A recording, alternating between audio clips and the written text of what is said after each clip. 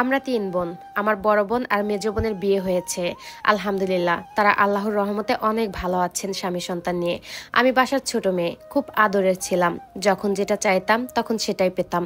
আমার বড় বোন এবং আমার বাবা কখনোই আমাকে কোনো কষ্ট বুঝতে দেয়নি। আমার যখন 17 বছর বয়স তখন আমার বিয়ে হয়, কিন্তু আমার এই বিয়েতে কারো মত ছিল না। তারা ওই ফ্যামিলির সাথে আমাকে বিয়ে দেবে না, কিন্তু আমার জোরাজোরিতে আমাকে বিয়ে দেয়। ওই ফ্যামিলিতে আমার বড় বোন আমাকে বিয়ে দিতে দেবে না। আমাকে ধরে অনেক কান্নাকাটি করেছে, অনেক বুঝাইছে, কিন্তু আমি কারো কথাই শুনিনি। আবেগের বশে ভুল সিদ্ধান্ত নিয়েছিলাম। একটা ভুল সিদ্ধান্ত নেওয়ার জন্য আজকে আমার এই অবস্থা। আমার বিয়ে হওয়ার পর কাবিন কলমা করে রেখে দিয়েছিল 7 মাস। এতদিন আমি আমার বাবার বাসায় ছিলাম। এতদিন আমার বাবাই সমস্ত খরচা চালাতো।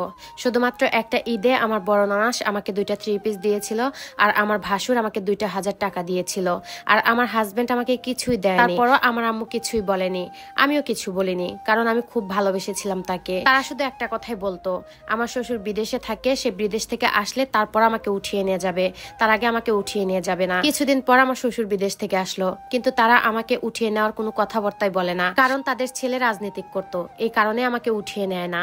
তারপর আমার বাবা চাপ দেয় আমাকে উঠিয়ে নেওয়ার জন্য। এরপর 8 জন মানুষ গিয়ে আমাকে নিয়ে আসে, আর তারা আমাকে নিয়ে আসবে যেদিন, তার আগের দিন আমার বাবাকে সবকিছু জানায়।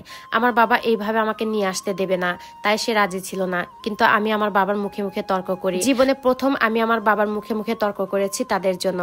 আমার বাবা অনেক কান্নাকাটি করেছিল, কিন্তু আমি তারপরেও রাজি হয়ে আসার জন্য। আমাকে তারা আনতে যায়, একটা শাড়ি পর্যন্ত নিয়ে যায় নাই। আগে যখন কাবিন করেছে তখন একটা শাড়ি দিয়েছিল, সেই শাড়ি পরে আমি রেডি হই। কাবিনের সময় তেমন একটা আমাকে জিনিসপত্র দেয়নি। যাই হোক, এটা নিয়ে আমার বাপ চাচারা অনেক কিছুই বলেছিল। এটা নিয়ে আমি তাদের সঙ্গে অনেক খারাপ ব্যবহার করেছি, কিন্তু তারা কিছুই বলেনি। তারপরে আমাকে নিয়ে আসে আমার শ্বশুর বাড়িতে। মানুষ নতুন বউকে অনেক কিছু দেয়, কিন্তু আমি কিছুই পাইনি, শুধু অবহেলা ছাড়া। আমাকে নিয়ে আসার 3 মাস পরে আমার স্বামী রাজনৈতিক মামলায় জেলখানায় যায়। আমি তখন আমার বাবার বাড়িতে ছিলাম। ওর বন্ধুরা আমাকে ফোন করে সবকিছু জানায়। খবরটা পাওয়ার সাথে সাথে আমি আমার বোনকে নিয়ে থানায় যাই। অনেকভাবে তাকে ছাড়ানোর চেষ্টা করা হয়, কিন্তু তাকে ছাড়ে না। পরের দিন তাকে জেলখানাতে পাঠানো হয়। আমি অনেক কান্নাকাটি করি। আমার স্বামীকে যখন থানা থেকে বের করার পর সে তার বোনের ছেলেকে ধরে অনেক কান্নাকাটি করে, কিন্তু আমার দিকে একটু তাকায়ও না। শুধু আমার হাত থেকে খাবারের ব্যাগটা নিয়ে নেয়। আমার আম্মু তার জন্য অনেক রকমের খাবার রান্না করে দিয়েছে।